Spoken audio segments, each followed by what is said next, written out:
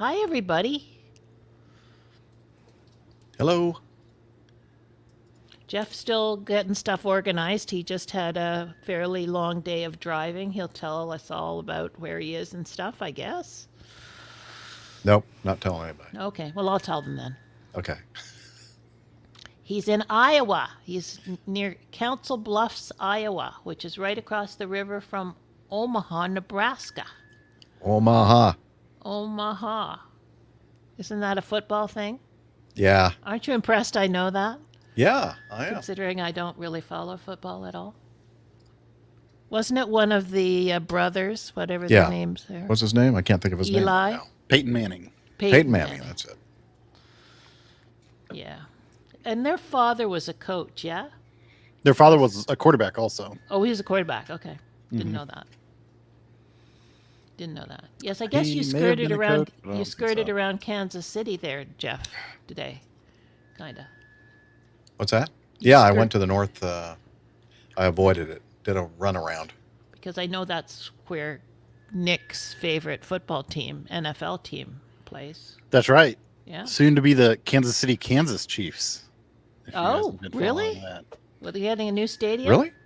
Yeah, it's become a little bit of a situation Wow. because the Royals Okay. say they need a completely new stadium, and the Chiefs say that they need a stadium renovation. So basically, like 20 or 25 years ago, they passed a sales tax bond to support the stadiums out in Jackson County, I think it is, wherever they are. They're in Hi, Missouri, Micah. on the Missouri side, and so they tried to do that again this winter, and it got voted down. And immediately when it got voted down, of course, all the Kansas legislators are like, "Oh, we'll come over to the Kansas side. We'll support you. We'll do this. We'll do that." And I think I am not a expert on it, but I think one of the big factors is that we have legalized sports betting in Kansas, Oh, and they yeah. don't in Missouri. Yep. So they're Oh. using like a big portion of the package that just got approved or got voted on by the legislature and approved yesterday. A big portion of it is Voting is revenue. betting revenue. Yeah, exactly. Yeah. So Dan Renner, there he is, Jeff, in the chat room. Oh, there's Steffi. Yoo-hoo. Hello. Hi, Steph. Hi. Hey, Dan, did you get my email? I just sent it like 10 minutes ago, 15 minutes ago. How was the traffic, Steffi? It got worse as I, excuse me, as I got closer. It wasn't too bad when I first left, but it still took me almost an hour to get here. Where were you today? Where were you? Gastonia. Are you there most of the time? No. No. Yeah. Just, it's 2 days a week. So, You okay, Steph? I'll make it, I think. Yeah. Look, I don't know.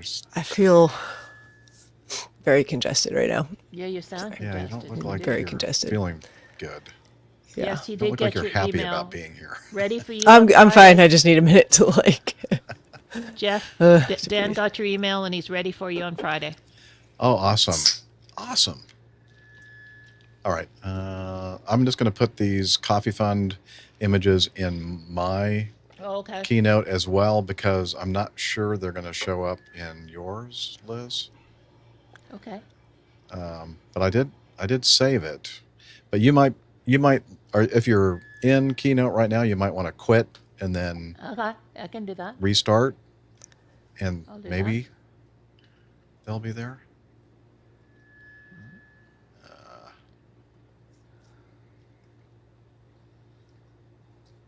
Nope. They're still not there. Yeah. Okay.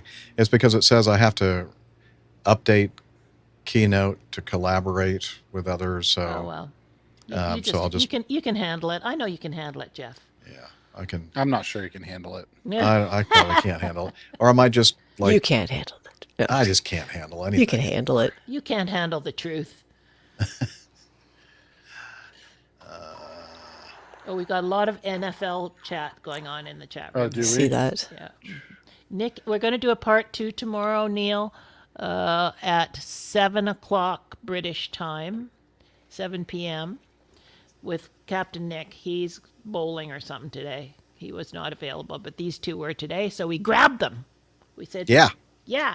And they went, ah!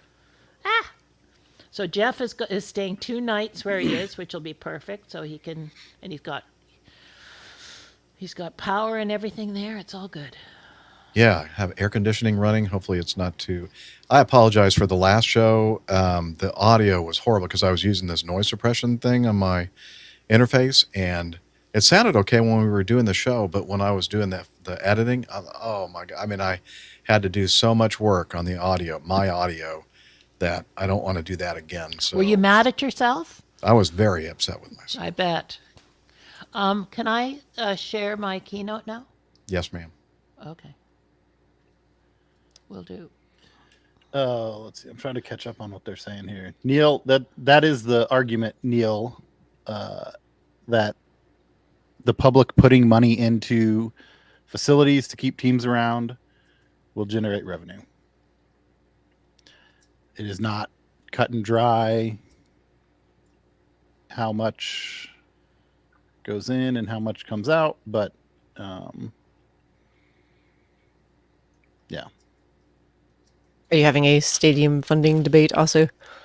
We were just talking that that Kansas is trying to lure the Chiefs and the Royals over to That's right.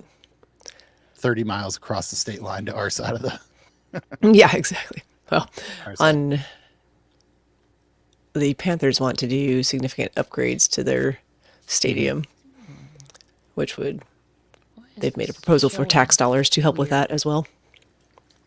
Where would they go if they can't get what they want? The Panthers? Yeah. They're not going to. Okay. It's not one of those situations. They just not imminent. Yeah. Cool. All right. Yeah. And Micah says they do bring in revenue to local businesses, but not as much as collect from public taxes. That's probably true. A lot of them also that's probably true, but the NFL makes so much money, which is the argument for them to pay for it themselves, that I would think it would be debilitating for a large metropolitan area to lose a football team. Not debilitating in the sense that the economy would collapse, but I know what I'm doing there's wrong. generates a lot of money. Giving up some good revenue. Mm-hmm. Okay. So the plan is we're doing a part 1, part 2. I think, did you already cover this, Liz? Yeah, but go ahead. Okay. Just in case anybody just showed up. So it's going to be, what kind of bug was that? I just smeared it all over my table. Oops, sorry. Nice. Some dessert for later. Yeah. Extra protein. So it's going to be an hour and a half max, probably closer to an hour. This is what we're shooting for. Yeah. That would be awesome. Yeah, let's do that. We Dunk my head in a pool and try and loosen up some of this. We aim congestion to please, crap. Steffi. Okay. What about the levels? Everybody okay with levels on the in the chat? Has anybody said? Neil, I would- Mike Kuipers, Micah. anybody? Micah,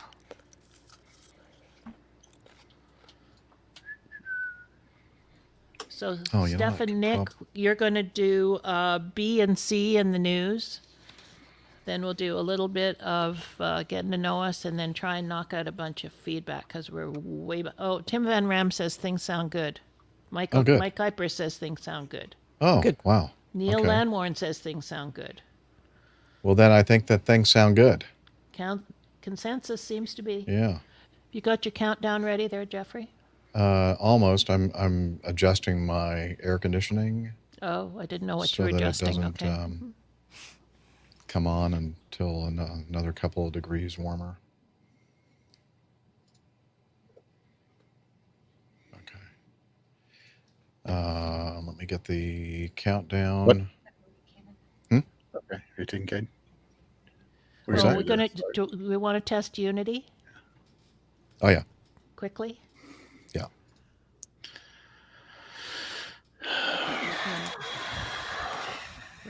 Where am I on the? I don't see myself here. But I don't see myself on the... Where am I in StreamYard? I'm nowheresville. Okay.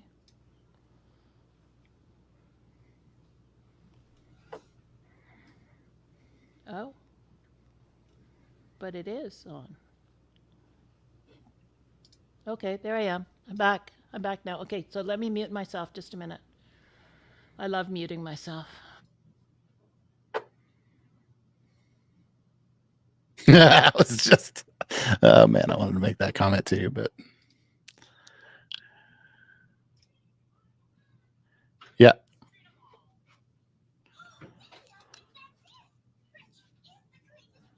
Ready to roll. Yeah, Neil, I did a speed test. Looked like the numbers were pretty good on the speed test, but I don't know. There are more campers that used have. to Jeff being pixelated, I think, when he's out on the road here. Yeah, it might But you be. don't look pixelated to me at all. You look good. It might be somewhat sub-optimum. Yeah, a little blurry. He's not back in APG HQ anymore. He's on the road. Yeah, so we're gonna, it's an audio podcast, so We got to rough it.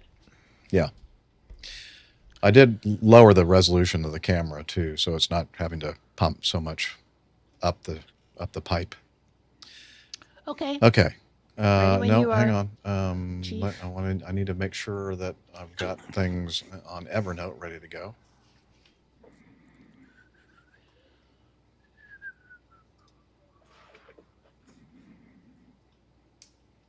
Okay, so we're gonna remove Captain Nick. And we're gonna put Dr. Steph right here. And Nick Camacho right here. Okay. I think here, let me do a sound check on Radio Roger. Okay. You're listening to the Airline Pilot Guy Show. The view from our side of the cockpit door. WAPG. Sounds good It's to the me. Airline Pilot Guy. Airline Pilot Guy, episode 621. How's that? Yep. Sounds fine to me. Okay. Sounds good here. Recorder. Thank you, Tim. My recorder's on. StreamYard is recording. And that was a good reminder. Appreciate that. And going over here to brand. Things are just not happening very snappily with my setup here. Okay. Ready, Liz? Ready, sir. All right. Let's start the intro in about 10 seconds.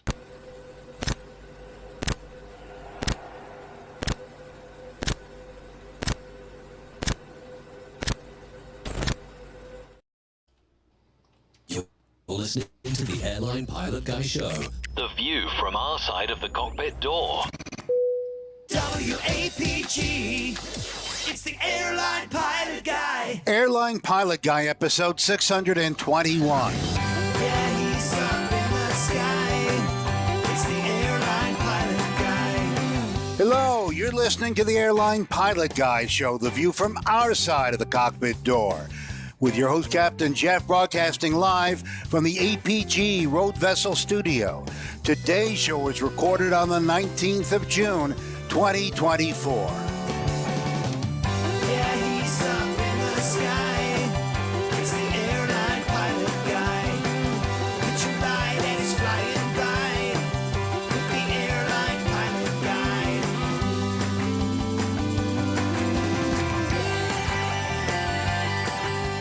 In today's episode, an Air Canada engine catches fire during takeoff. An Apollo 8 astronaut, William Anders, dies at 90, flying his own plane. He was among the first people to leave the Earth's orbit, showing us a distant photo of the Earth. In the beginning, God created the heaven and the earth. So get all settled in.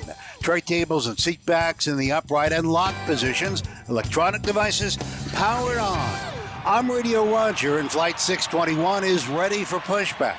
Thank you, Radio Roger. He's an award-winning TV and radio reporter, currently at the #1 all-news station in the nation, 1010 Wins, on 92.3 FM in New York City. Welcome to the Airline Pilot Guy Show. It's an aviation podcast covering the latest in aviation news and answering your great feedback.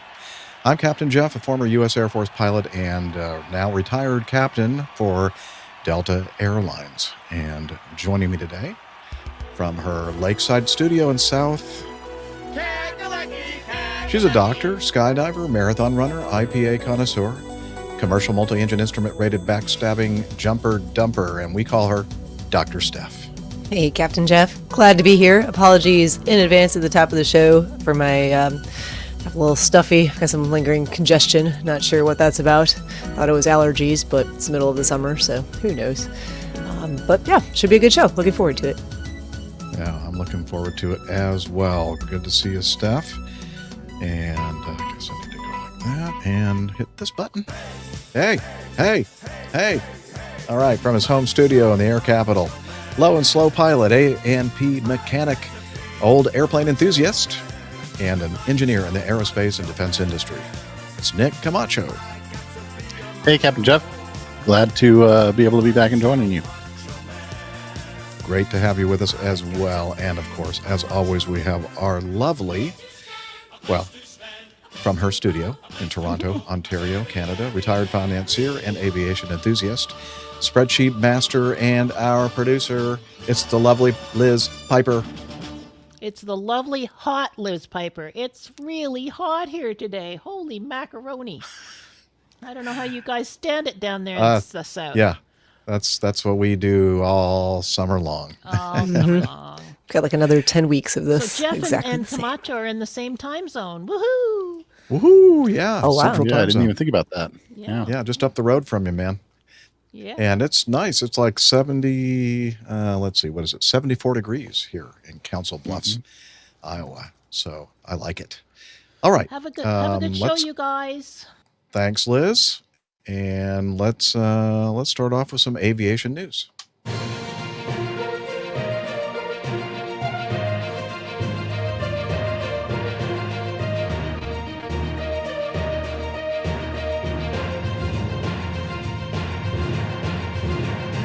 Stand by for news. Okay, according to Alaska Public Media, there was an accident. Let's see.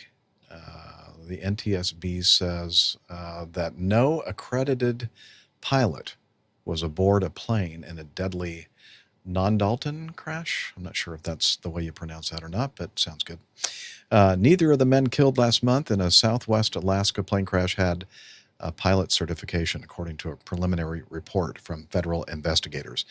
The National Transportation Safety Board's report issued last week takes a closer look at the May 17 crash on a lake near non-Dalton that killed pilot Dave Hedgers, 58, and his sole passenger Aaron Fryer, 45. Investigators said they spoke with acquaintances of the men, who told them Hedgers had recently purchased the wheel-equipped Taylorcraft BC-12D. According to the FAA, neither the pilot, airplane owner, nor his passenger possessed a pilot certificate. Neither had an FAA medical certificate, or in parentheses, student pilot certificate.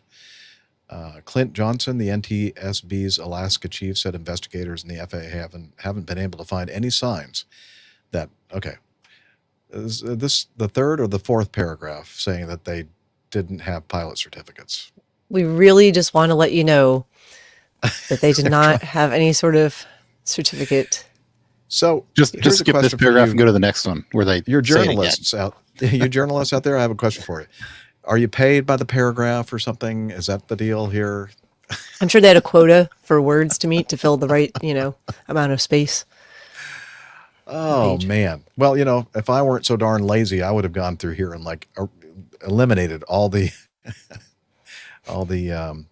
paragraphs that were repeating the same thing. Anyway, let me see if I can find one that says something different. Nope. No. I do like this one though. Oh, did you read this? Sorry, I'm sorry if you read this. Sorry, but this is my favorite part. Investigators are still determining how much of a factor the lack of certification was in the crash. Did we mention that they weren't certified pilots.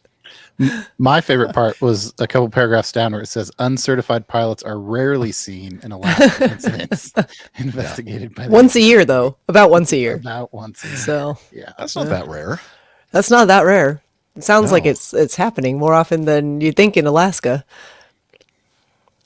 Oh, Neil Anwarm says, were they completely untrained or just no valid paperwork? Well, that's a good question, Neil. We don't know. And I'm sure that if they knew that, they would have put that in this article because obviously they were... It would have had more substance to it. Oh, the actual report, like the preliminary report? Yeah, just the prelim. Yeah. Oh, okay. Well, we'll have that in the show notes, but is there anything in here that might shed some light on this accident? There was poor weather along the route of flight. So low Okay. clouds, fog, reduced visibility at the time of the accident. I wonder if they were certified, though.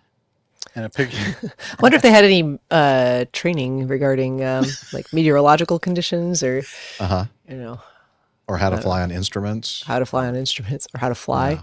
Well, it's a Taylor Craft Yes. BC-12, which Yeah. is like a Luscombe, and I think Or they like have a Cub, 65 right? horsepower engines. Yeah. Yeah. So I doubt there's like any sort of instrumentation capability in that airplane. Well, that's true.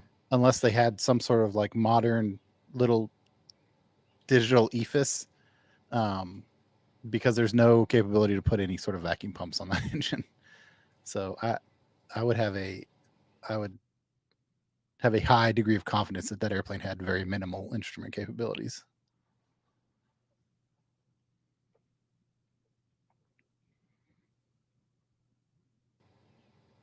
Yeah, we're showing you're muted. There we go. You said Oh, I know. I was talking to Liz.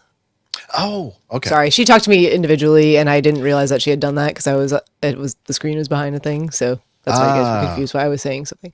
Okay. Because you Sorry, must have talked my to the bad. whole group then instead of just I did, Liz. and that was my mistake okay. because I didn't realize she I'm sorry, did I was that a to me little individually. confused. I That's heard you say okay. that I'm you confused too. couldn't hear yourself. But no, she was referencing. So this is not for the show, obviously. But Mike has said I've been over-modulating, a way to turn down my mic, or I need to back away from the mic. I can't hear myself because my ears are all clogged up. Yeah. There were a couple times when you were over modulating a little teeny bit, and I think same thing with Camacho as well. Really? A little bit of over modulated, but How maybe is it's just me. this As in like better? too loud? Yeah, that's good Never too loud. for both of you. Maybe it was just Liz. I mean, Steph. Oh, Neil Landworm said, "Oh, yeah, he must be a trained pilot because he's saying this is what they should have known. You push forward, the houses get bigger. You pull back, the houses get smaller. That's about it. That's about it, right? Yeah, pretty much. Yeah. Okay, well, yeah, I can tell you what though that this Taylor Craft had very large Tires? bulbous tires. What do you call those things? Bush I know, tires. but yeah, they're Bush just wheels, like yeah. huge. Like, yeah, it looks like the kind of thing that you'd be great for, like taking down the river, like floating down the river. Like an inner tube, not Yeah, like an not to inner tube. land in the river. Yeah, I'm sorry. I guess we just need to continue with the next news item. Yeah. Okay. Oh, shoot. And that means I need to share a video. So bear with me there. Present, video file, and videos.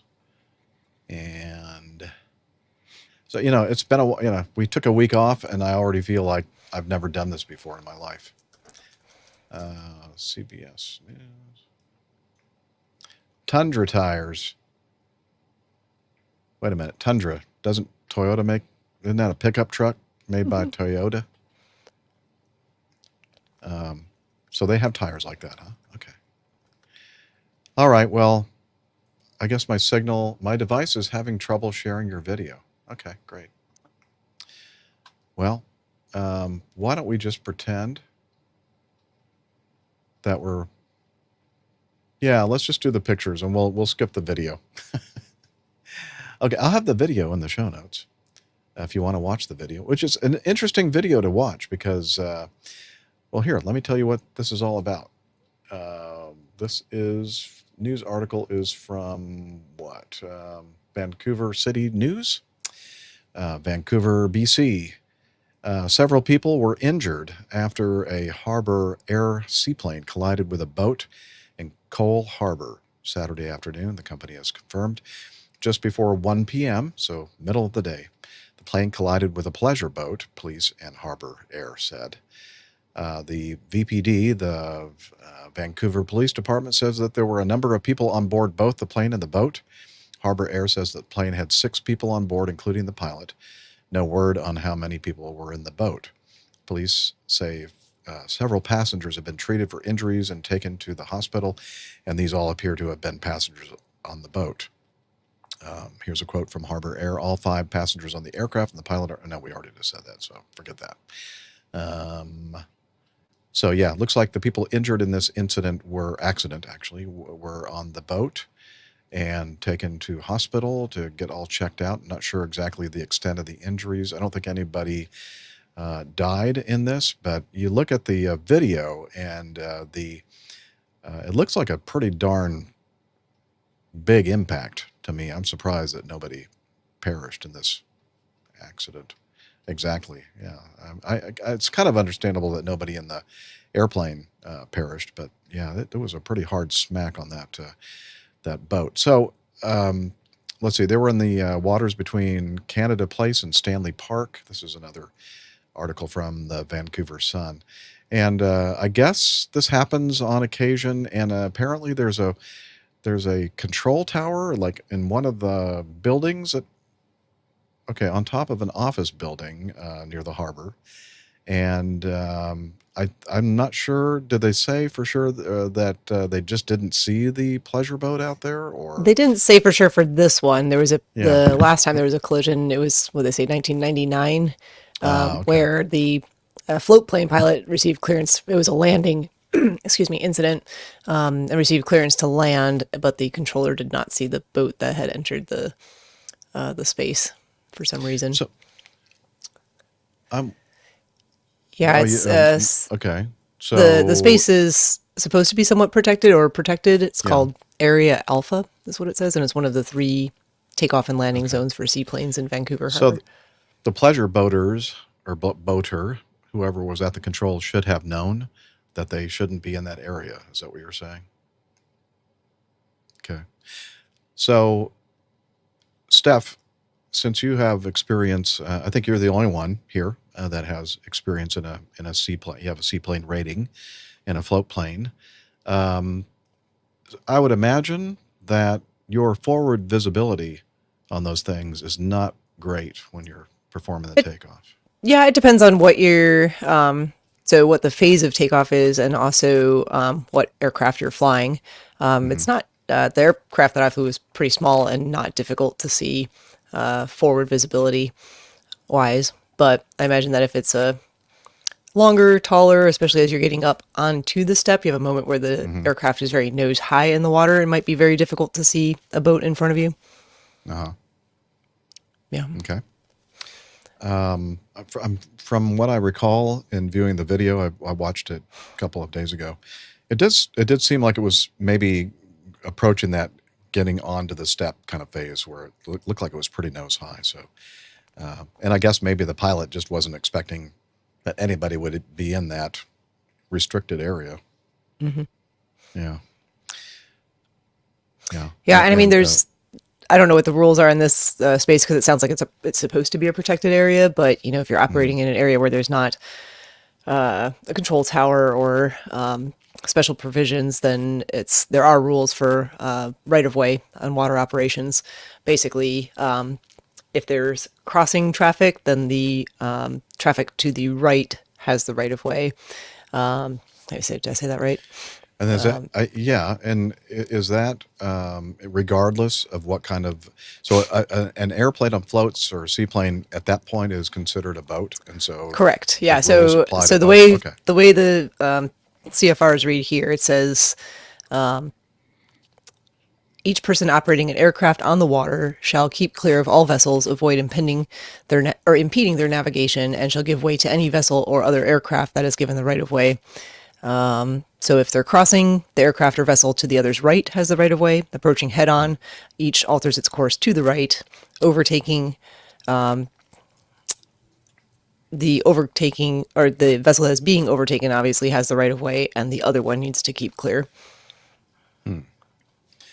Dave Ellison says ATC recordings show the pilot was warned about a boat crossing westbound, and that was per the Blancalirio channel, Juan Brown.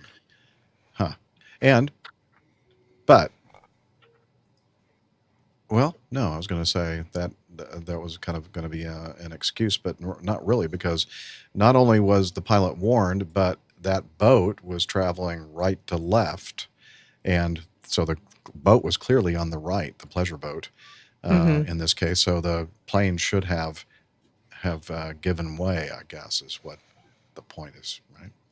Mm-hmm. Yeah, I don't know. Yep, and that's the same for confusing. that is the same in Canada. It says it in the article. So when something's on your right, you give way. Okay. Regardless of like type of watercraft. Correct. Interesting. 'Cause, Well, like, boats are no- I think sailboats, if they're not under motor power, always have right of way. Right. Okay. I agree with that. Yeah. I was thinking that there was like a hierarchy of right of way rules that basically like goes from, not technically, but you could kind of think of it as like most maneuverable or capable, Correct. to least maneuverable and capable. Yeah. Yeah. For instance, like aero machines or aircraft, like a balloon. Obviously, you're going to give away because they're not going to be able to be as maneuverable. Yeah. Right. That's correct. All right. Well, I hope everybody wasn't seriously injured in that boat, and I hope they figure out what happened here. All right. And is it time now to get to know us? Okay. Let me push this button here then. It's the time of the show where we get all caught up with what we've been doing. And I think, we didn't do a show last week. So it's been a couple of weeks at least. And I'm trying to remember, Nick Camacho, you haven't been on with us for a few weeks, right? Yeah, it's been a Yeah. It's been a while. Yeah. So what have you been up to, sir? I've been Work. Yep, I've been working a lot.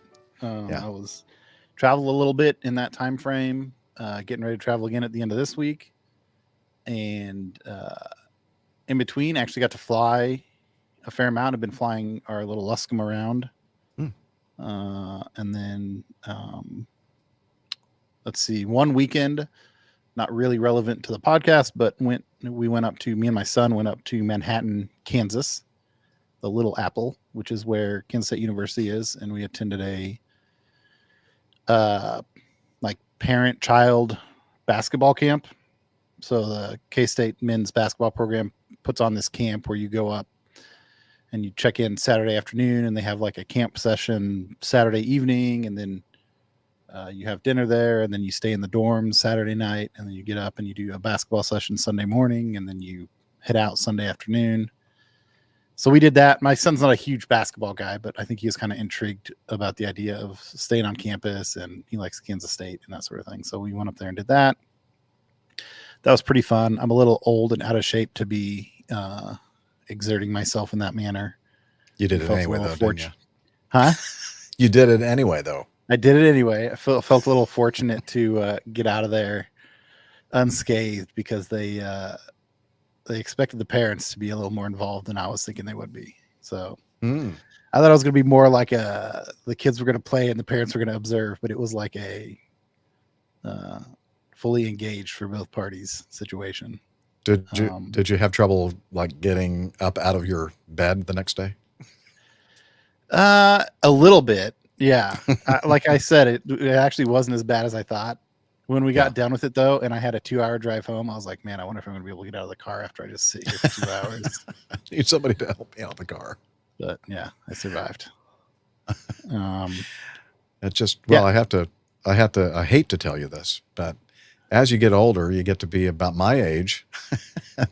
If you have to do things like plumbing work or anything, like you get down on the floor and do stuff, it's amazing. It's amazing how hard it is on your body. Like, wow. Yeah. I Yeah. haven't used these muscles in a couple decades. Yeah. I get Yeah. that. All right. So, Yeah, I think that's about it. What else? Okay. Excellent. Thanks for getting us updated. Steph, Yes. how I was have you trying to been? think. Well, today I'm not super great. I'm Yeah. congested and whatnot, but I've been good in general. I was actually driving. This tells you how out of it I am with the sinus congestion. As I was driving home, I was like, "Gosh, I think I know I talked. I think I was on the last show. Yeah. That was last week sometime, and Couple I weeks forgot ago. that we did not do a show last week at all. Yeah, but I was thinking, I was like, no, I know I talked to them the last time we had a show, but it seems like a lot has happened since then, and that's because I forgot that we did not have a show last week. Right. So, I will bring you up to speed. It's not a ton of stuff, but did get to do some flying last weekend, so that was good. It was not a super busy weekend. Father's Day and similar, holiday-like events tend to be a little bit slower because people spend a lot of time with their families and go out to brunch and things like that instead of coming to skydive. But fairly busy day on Saturday, not very busy on Sunday. Nice to get up in the air and do a little bit of flying. I've been dealing with this congestion stuff like on and off for the better part of a week and a half now, but it was not bad over the weekend, so I felt good about getting up and flying.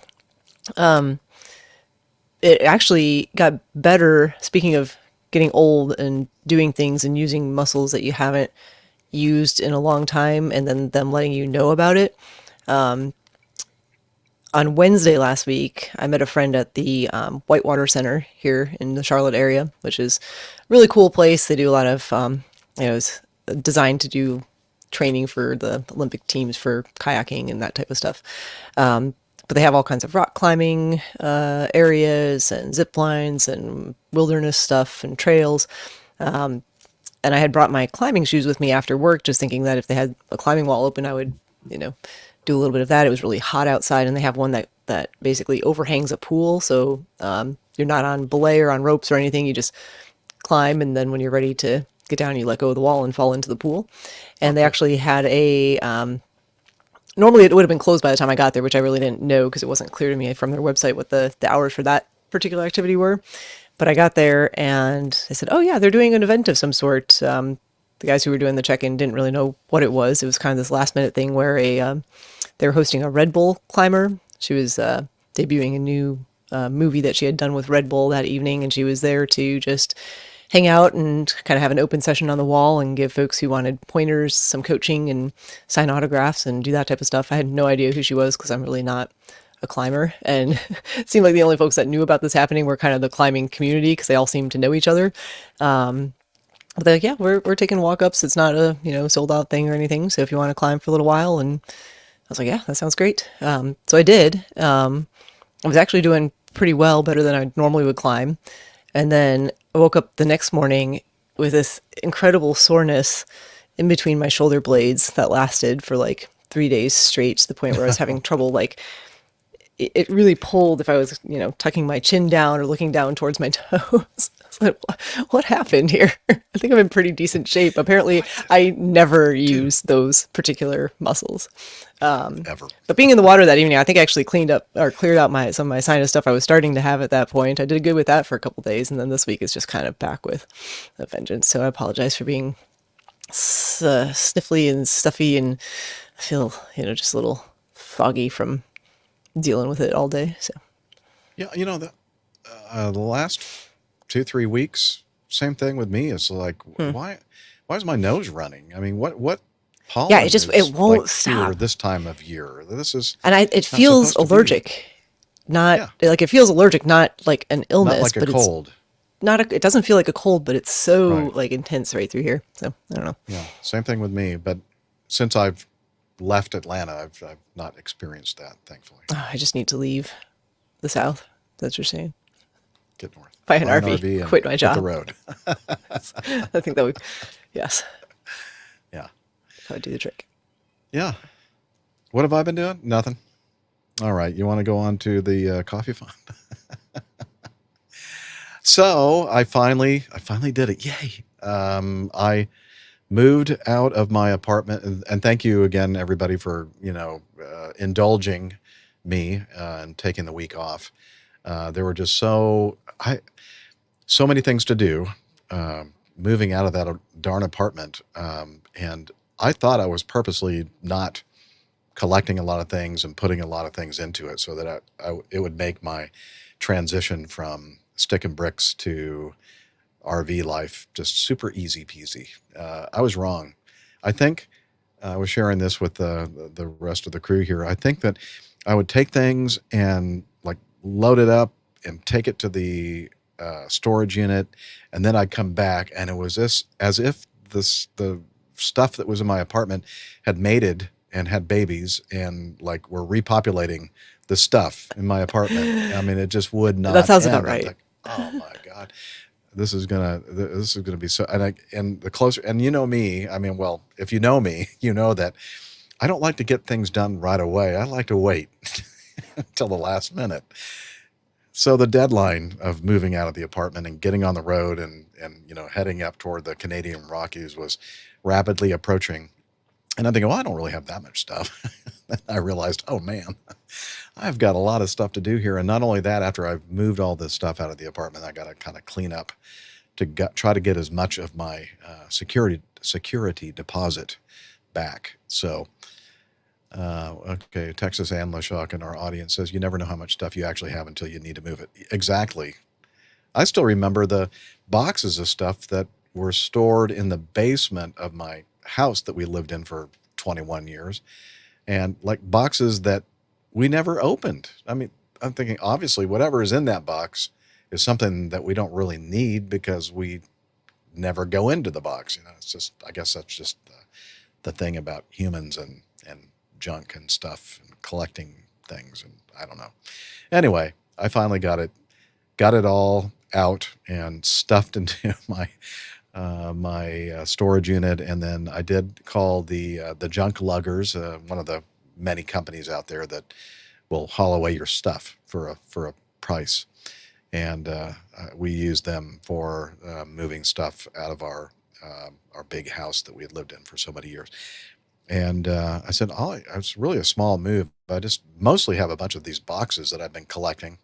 And that's another story because I don't have a local Roswell, Georgia driver's license because I have a South Dakota driver's license. But you have to have the Roswell license to go to the recycling center and take all your cardboard boxes and stuff because they check to make sure that you're actually a resident and not somebody from, not a foreigner. And so I couldn't do that. So I kept thinking, well, one of these days I got to figure out what I'm going to do with these boxes. And I think even on some of the shows I showed one of the camera shots of the pile of boxes in this corner and that corner and against that wall. Yeah. And so turns out that was pretty much the biggest thing that the junk luggers came in and did. They piled those boxes into their truck. And then as I was so I moved all the stuff to make it easier for them out onto my little patio, and people I could see that some of my neighbors were walking by and looking at this, and thinking, like, what a hick, what kind of hick is living in here, putting this kind of furniture out here on the patio? That's not patio furniture. Anyway, I was doing that to make it easier for the junk luggers to, get all the stuff on their truck. And then when the truck came, we started loading up the truck. And then all of a sudden this guy comes up and goes, what are you doing with that? It was my grandmother's antique settee, like a little tiny antique love seat thing. Really beautiful. And I was sad that none of my kids wanted and wouldn't do any good just sitting in the storage unit, not doing anything. So I thought at least this company will try to donate this to like one of the thrift stores, like Goodwill or whatever. Somebody will be able to use it. This guy walks up and he goes, "Are you throwing that away?" And I said, "Yeah, I'm giving it to the, and he said, "Can I have it?" I went, "Yeah." And then the lady next door that I've never met, they just moved in a couple of weeks ago. Yeah, she says, "Oh, I thought you were just moving it out there just to like do something to your floors, and then you were going to move it back in." She had no idea that I was moving out. And I said, "Well, was there something that you wanted there?" And she said, and she mentioned a couple of the things that they had in the truck. And I said, "Well, hang on, I think I have their cell phone number." They'd already left, and they were maybe a half a mile away. And I said, "Is there any way you can come back?" One of my neighbors wants a couple of these items. So they came back, and I was able to give her a couple of these antiques again. Well, one antique again from my grandmother, and then another. I don't know if you guys remember I don't. Is there still a Bombay company anymore that makes furniture? Do you remember that? Maybe this is before your day. Uh, yeah, Liz. In I'd say in probably the 80s, I do there was not know very it. popular furniture called Bombay Company, and I had one of these night tables. So it wasn't really an antique; it was kind of a reproduction kind of thing. And so she took that anyway. So I got all My furniture buying experiences in the 80s were a little limited. Yeah. Well, were you born in the night? When were you born? In the 80s. Okay. Yeah. So it's gone bankrupt. Yeah. It's either anything that I touch has either gone bankrupt or has been retired, like airplanes. Anyway, so got all that accomplished and handed in my keys and got in my house on wheels and went to the vigil mass, sang for the last time for a while at my church. And then that night I just went up the road a little bit, maybe not even an hour's drive north in Canton, Georgia, to a golf course. One of the participants in Harvest Hosts, which is an organization of, I've mentioned it a few times on the show, breweries and wineries and small businesses, and they have places for you to park your rig. 99% of them don't have hookups or anything. It's just you'd have to be self-contained and all that kind of stuff. So I went up to the Fairways of Canton, I think, golf course, and parked in the parking lot. The guy that runs the golf course and everything, great guy. Had a long conversation with him. And next day, set off on the road and ended up in another Harvest Host location. This a brewery, Mayday Brewery, in Murfreesboro, Tennessee, which is southeast of Nashville. Yeah, the Mayday Brewery, how appropriate. Mayday, Mayday. And I asked him about the name, and I don't think it has anything to do with like declaring Mayday. It's just, I think the guy said that their grandfather or something like that, when he was working on stuff, if he like accidentally hit his thumb or something like that with a hammer, he'd just yell out Mayday. I don't know. Maybe it has some connection with aviation. I'm not sure. They didn't seem to think so. But anyway, again, great conversation, great beer. Next day, headed up the road, hit Crab Orchard National Wildlife Refuge in southern Illinois between Marion and Carbondale, and at a campground. Full hookups, which is nice. I'm really appreciating full hookups now because I can refill my water tank and I can run my air conditioner without having the generator running all night long, and because it sucks a lot of propane very, very quickly when I have to turn the generator on to run the air conditioning. So anyway, kind of was able to empty holding tanks and refill the freshwater tank. And yes, I have not confused the two, not yet anyway. That's a bad thing. And then I went to another brewery. It's a common theme here. I was just telling Liz, I said, I have to stop going to the Harvest Hosts that have alcohol because there are a lot of things that I need to get done, and I get back to my house on wheels, and the only thing I want to do is just take a nap or go to sleep, like just for the day, even if it's still daylight. So, yeah, it went to the Point Labadie. They told me how to pronounce it, and I've forgotten. Anyway, it's close to St. Louis, on the southwest side of St. Louis, and another small boutique craft brewery place, and had a nice guy. It was dead because the middle of the week or beginning of the week, nobody's there. But I guess as the week continues on, they have like a farmer's market on Thursdays, and then I think they have live music on the weekends, and the place is packed apparently. But it was nice and quiet last night at the at that brewery, and today I made it up to Council Bluffs, Iowa. Just I can almost see. Well, I can't see it because the trees are kind of blocking my view. But when I was driving into getting close to my campsite here, I could see the skyscrapers of Omaha across the river, and so this is a nice place. I'm going to be here for 2 nights. So tomorrow I'll be doing a recording part 2 with Captain Nick, and again, it's a place that has full hookups, so it's nice. And the weather is a little bit cooler here, which is nice.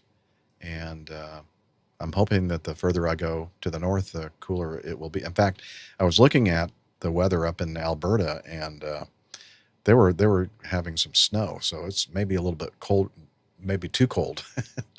I do have some things like, jackets and a big comforter and blankets and stuff like that. So I'm set for the cold. Yeah, but It's you're just just the hot. talking about doing plumbing work as an old person. Mhm. Imagine having to crawl under that van to fix a plumbing line that you break when it freezes. Oh, I hope that it doesn't get that cold. You'll have to find Yeah, the happy medium on temperature in terms of Yeah. the latitude you need to be at for various times of year.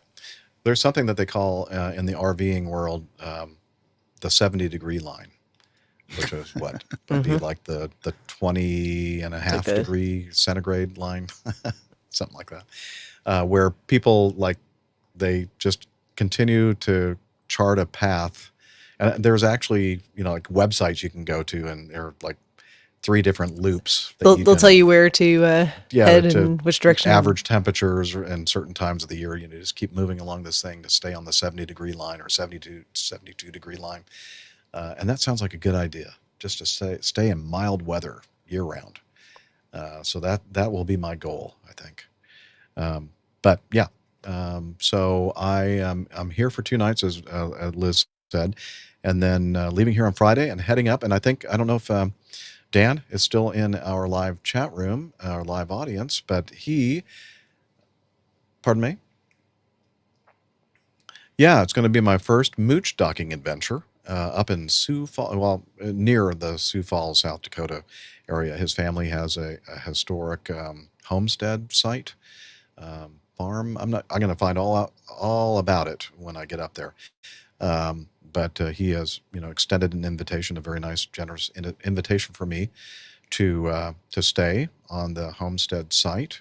And I think he said that they have like a restored, renovated barn that I can sleep in as well if I don't want to spend the night in the rig and take a roll in the hay. I'm not sure about that, Liz. Just with myself. Okay. Yeah. Anyway. So I'll be there. I'm not sure. I sent him an email before we started today's recording saying that I expected to be, it's only like a 3-hour drive from here up the road. So I'm going to stay a day or 2 with Dan up there at his homestead site. And then I'll make my way over toward the other part of the southwest part of South Dakota, so I can register this thing with the Department of Revenue in South Dakota, pay the tax, and get some license plates, or what we like to call tags in the South, and get all settled in with that, and then continue to move on toward Canada. And so that's it.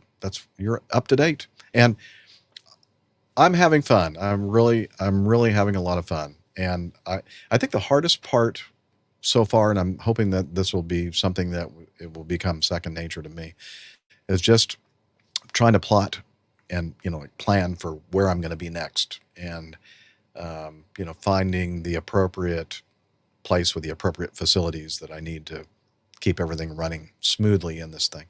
So a little bit of pressure on me to make sure that I have someplace to go.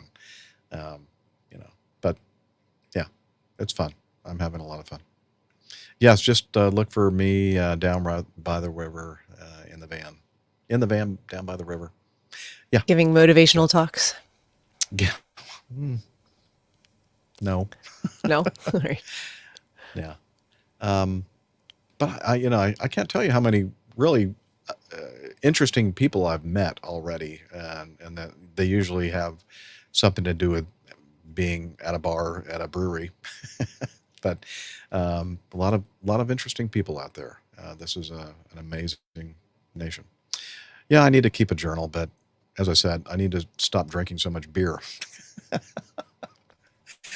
Anyway, that's I haven't had any beer today, so I'm doing well, I think. What were you saying, Liz? Oh, coffee fund. Yeah, let's do this. Let's do some coffee.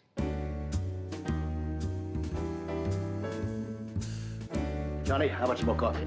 No thanks. I love coffee. I love tea. I love the APG community. Coffee and tea and the Java and me.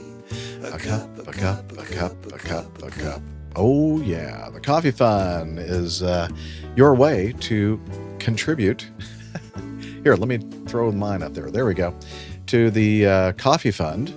And a couple of different ways to do that. One is called the Coffee Fund Classic Method. And since the last episode, 620, which is a couple of weeks ago, we have Mazoots again.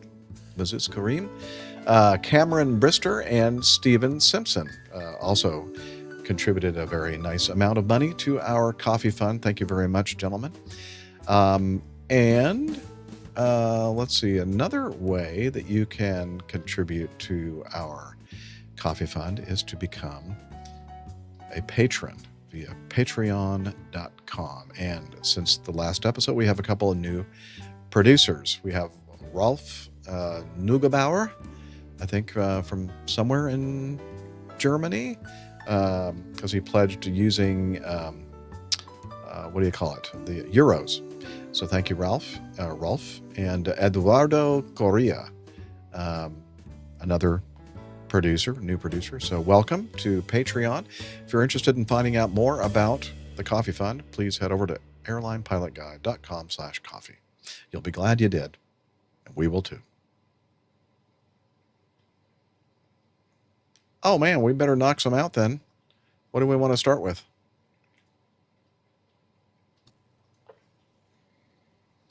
Let's see. I might have. Oh no, I didn't. I don't even have this video. I see it. It's just a picture of something burning. All right. Thank you. Okay. Feedback bumper.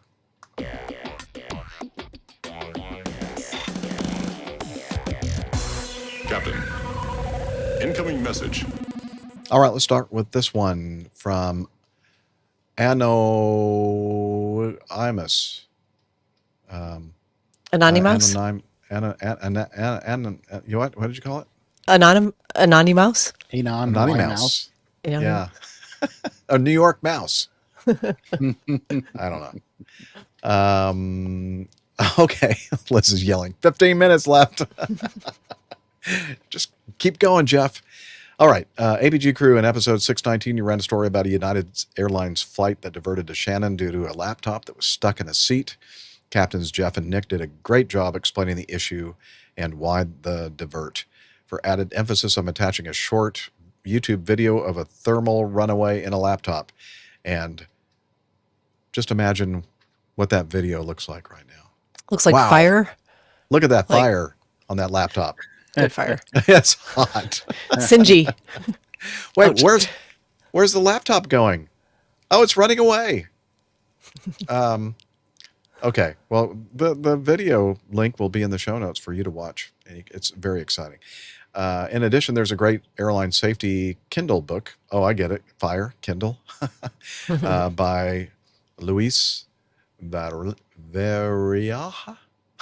a retired airline pilot, called Flight Emergencies. One of the topics he covers is uncontained fires, and he estimates that if you have an uncontained fire on the airplane, you have about 20 minutes to get the airplane on the ground. Or in the case of being on a NAT track, what do they call that? North American track, I guess? North Atlantic track. Yeah, over the Atlantic, the water. He uses such crashes as Swiss Air 111, ValueJet 592, that's the one I always think of as well, and UPS 6, as examples where time was very short between the first indication of a fire and the loss of control. As you can imagine, this is one of the biggest nightmare scenarios of most pilots when crossing the Atlantic on a cold and stormy night, and we're 130 minutes from an airport. Yeah, that is scary. So for passengers, if you do drop an electronic device in your seat and cannot reach it or see it, do not move your seat. Let a flight attendant know. All right. Well, thank you, a New York mouse, for sending in that feedback. And it's good stuff. Well, actually, it's bad stuff. It's good information about bad Good things. information. Yes. I couldn't have said it better, Steph. This is from Dennis Tyson. And Dennis, I know, Dennis actually, amongst others, volunteered to manage our merchandise and things. I've kind of put that on hold, but Dennis is one of the ones that is going to give it a try.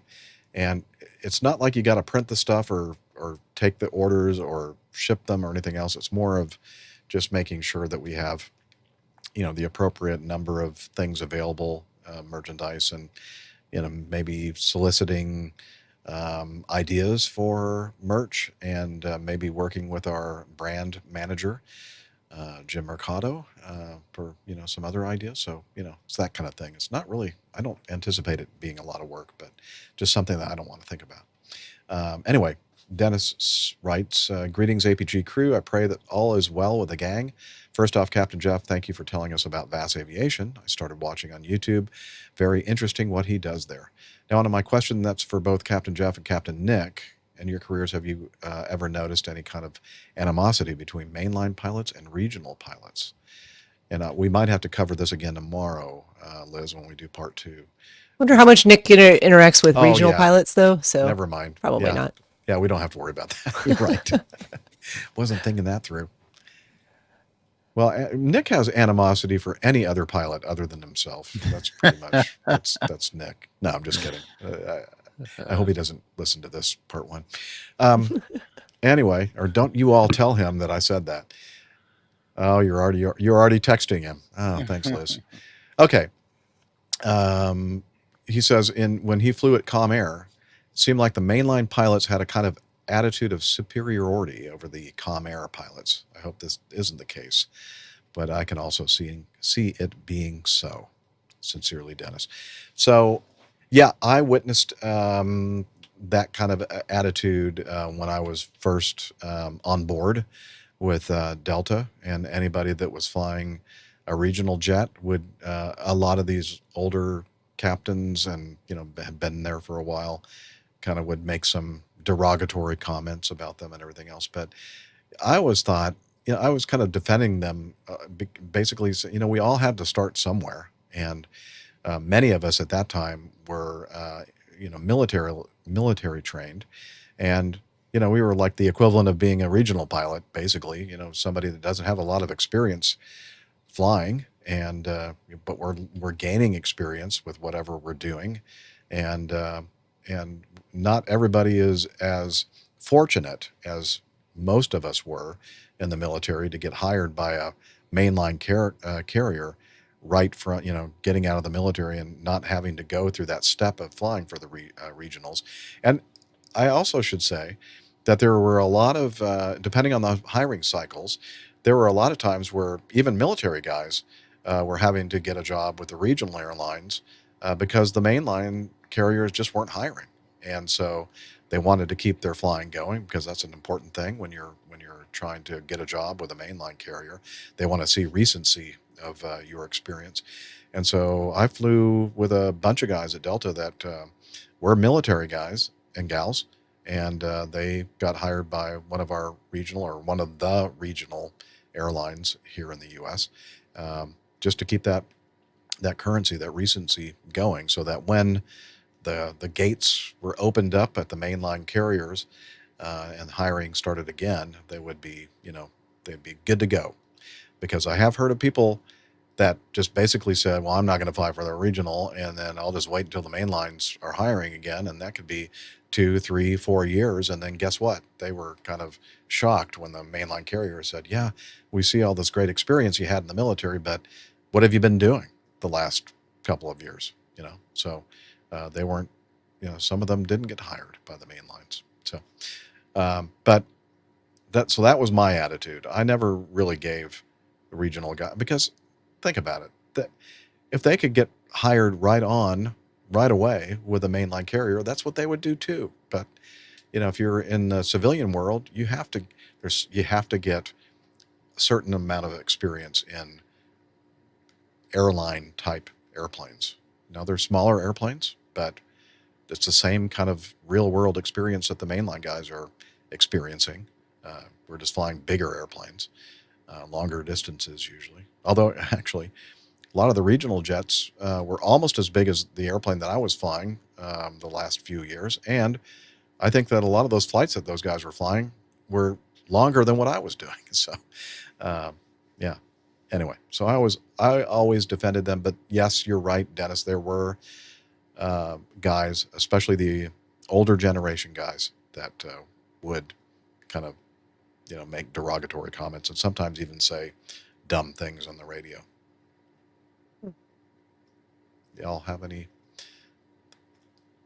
I think it's been, I haven't seen that in quite some time, actually. Now, I don't know if it's just a matter of the fact that people know that when they fly in, well, I'm retired now, but when I used to fly as a captain in the cockpit and I set a certain environment, a certain atmosphere, I think they knew that, if I start like saying derogatory things about other people and other people's jobs, then I'll bet Jeff is not going to play along. So I'm not even going to do it. So I don't know how much of it was that or just the general change in ideas and feelings and philosophies regarding flying for the regionals. But man, you got to get your experience. And I think flying regional airlines is a great way to do it. So that's my take. Was there ever, so like now it seems like the regionals are more aligned with mainline carriers, like Envoy is kind of aligned with American, and yeah, a lot of them are just Skywest. wholly owned. So Envoy's a wholly owned by Yeah. American, PSA. Has it always kind of been like that, or back when it was more fractured, was that kind of friction more obvious? When I started late 80s, early 90s with Delta, there were more independent regionals than there are now. I'd say with Delta at the time, like half of the connection carriers that we dealt with were either partially owned or majority owned by Delta, or even wholly owned. And I think there were some other mainline carriers that were like that as well. But it was there was more of an independent existence of regional airlines back then. And nowadays it seems that, most of them are, affiliated more with the mainlines.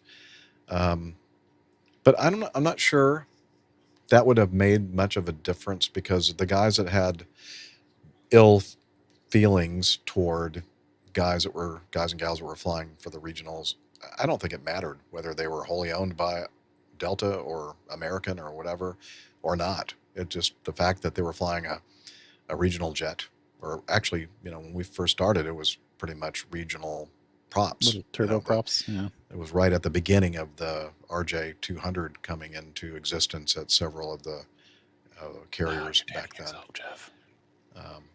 Yeah, your favorite airplane, right? Yeah. Who doesn't love a CRJ200? Yeah, who doesn't? Yeah. Yeah, let's do that. We'll cover one more. before we wrap up part 1. And I'm not even going to try to pretend when I do the editing for this podcast that this was all like one take and this is all seamless. Well, it does seem seamless to me, or senseless. Yeah, I don't have any beer to drink. I don't have any beer here, Liz. Oh, yeah, instead of editing. Yeah, you're right. Anyway, so we're going to finish up part 2 after we do this feedback from Mo, and then the next thing that you'll probably hear is Captain Nick Anderson joining me. So here we go. Mo sent us this. Good evening, Captain Jeff, Captain Nick, and crew. If you recall, about a year ago in episode 563, Flying High, I wrote to the show regarding my fears of pursuing my dreams of becoming an airline pilot and how I was having trouble taking the leap. I'm extremely proud to say that I jumped. It took me a year and a half from when I decided I was going to try to when I actually started taking lessons. I fought hard with myself and my anxieties, but I did it. 9 months after I started, I'm officially a pilot. I got my private pilot certificate on May 15th. Okay, we need to play the... is this it? Yeah, well, that's something. Yeah, there's audience. A lot of applause. Yeah. And so I'm looking at the buttons on my Stream Deck, and all are just like play symbols. I have no idea what it is. I'm just using my memory about where they were on the little layout. See, it sounds like a lot of party favors. It's appropriate. Yeah, a lot of party favors. It's a heck of a party. So congrats, man. So 9 months after he started, he's officially a pilot. He got his private pilot certificate on May 15th. Something that those two guys in that Taylorcraft didn't have, as far as I know. I really never thought I'd get here. It's still a mental battle to keep pushing, but I'm sure as hell not going to go down without a fight. Thank you, Captain Jeff and Nick, for spending so much time on my initial feedback in episode 563. I have no doubt that helped me jump. Regards, Mo. And then Captain Nick replied to Mo privately. He said, "Hi, Mo. Congratulations on making that first hurdle. Sounds like it was a battle for you at times, which makes it doubly good achievement. I hope it wasn't all hard work and that you had time to enjoy the wonders of flying from time to time. Thanks for the update and the best of luck in the future. Good job, Mo." Captain Nick. And I'll tell you, and I think I've shared this before. That's awesome. When I was learning how to fly, basically, working toward my certificates, but I didn't go the normal route that most people do. In fact, I think I'm probably a kind of an uncommon or rare person when I can say that throughout, well, not abnormal. Well, yeah, I'm probably abnormal too. Thanks, Liz. I don't have on my certificates, my FAA certificate, my card, or whatever you call that thing. It lists all your ratings and certificates and stuff like that. One thing you will not find on mine is private pilot. I've never had a private pilot license or private pilot certificate because I basically went into the Air Force and got an equivalency, civilian equivalency, after I got my wings in the Air Force. And I never, when I did get my single, what do you call that? Single engine privilege, or what is that? I always get confused with privileges. Single engine land. Single engine land, but what is that called? Is that a privilege? That's a category. A category that you're rated for. Yeah. Yeah. So I wanted to, take my mom and dad up in a small airplane, a Cessna. And so when I got my certificate to do that, I got a commercial single engine. So yeah, I'm not sure how many people out there are like Is that me. something that happens commonly for folks who go the military route of flying still? Or is it, I'm actually not sure. So might be a question for the community. A lot of people, Steph, and even back then, I'd say half of the people that went to pilot training in the Air Force had private already had their private certificate, already had them. Mm-hmm. Okay. And in fact, the reason why I had to go through the screening program right before I went through officer training school is because I did not have a private license or private certificate, and they didn't want to spend a heck of a lot of money on me without knowing whether I had the capability of getting a private certificate. So that's why I went through that screening program, just to make sure. let's see, Neil Landwarm in our audience says you'd think it would be included somewhere like a coupon. Well, actually, my civilian ratings were pretty much like coupons, like a free coupon. Hey, can I hand this in? And then you can give me this little piece of paper that says I'm a commercial, multi-engine, limited to centerline thrust, instrument rated pilot. And they go, yep, here you go. After taking like a 20 question test or something like that. Oh, jeez. I don't remember exactly, but it was super, super easy. And I guess they just figured, you've gone through a year of military flight training. You probably know what you're doing. That would be a big assumption. Anyway, so yeah, I ended up getting mine that way. So where were we? Oh, so the thing I was going to say, the reason why I brought all that up is that, and I've mentioned this before, I did not have a good time in pilot training. I dreaded almost every day. If the weather was beautiful outside, I go, oh man, I'm going to have to go and fly. And the reason for it is that it was such a high pressure environment. You're always being assessed, everything you did. It wasn't like everybody was all smiles and happy and we're just here to help you, Jeff. No, it's like, Jeff, you're going to have to prove to everybody here that you have what it takes to get through a year of this very high intensive, high stress flight training. And I didn't like it. I don't like that kind of stress, but I'm glad that I kept at it as you have, Mo. It sounds like kind of in the same way. It's like, I don't really enjoy this, or it's hard. And it's going to be challenging for me to keep motivated to do this, but you're going to do it. And after you come out at the other end, trust me, you'll be so glad you did. And you're going to look back at it and go, that was nothing. What was I all worried about? Trust me, that will happen. And then when that happens and you get out there and you actually start flying for your living, most of the time you're just going to say, I can't believe they actually pay me to do this. This is like the best job in the world. I get paid to fly airplanes. And that's when you can lift up your beer or whatever, drink and drink a toast to yourself that you accomplished something very demanding, and you'll be so happy you did. Yeah. Congratulations, man. Yep, definitely. Congratulations. Anything else you guys want to add? Okay. Nope. No, Okay. I would just be Awesome. rehashing what Jeff already said. He did a great job. Well, you know what, Steph, you need to go and get your Navage sailing Get, solutions thing that you Yes, put my in your neti nose. pot thing. I don't know. Yeah. I have to go buy one. It does feel much get better one. now. Don't get into too many gory details, but I was able to. You were talking about what you were doing. You're getting to know you, and I was able to basically go through about a half a box of Kleenex, and it's definitely a lot less pressure now. But my concern is it's just going to reaccumulate, Reload. and that's when I get to feeling really. Tell you what, I heard on the radio at Sam's Club. They have some kind of a deal on those Navage. All right, Units. I'll go check it out. Should check it out. At this point, I will take whatever. So.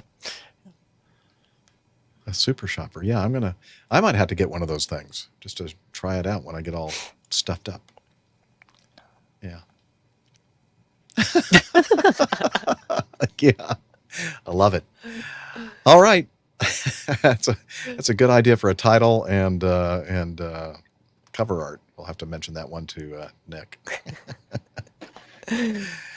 All right. Yeah. So thanks everybody for hanging with us on part 1, 2:00 Eastern. What is that? What you just said? 7:00 BST tomorrow evening for all of you in Britain, and yeah, make your adjustments appropriately so that you can be here with us in our live audience. And thank you for showing up with us, and thank you, Camacho and Dr. Steph, for helping me out with all this. Dr. Stuff. Oh, yeah. Not too stuffy. That's okay. Not sure Well, about anyway, that. we're going to go ahead and I don't think so. we're going to go ahead and go offline, and we'll see you guys tomorrow. Okay, turn my recorder off. Cheers, y'all. Bye.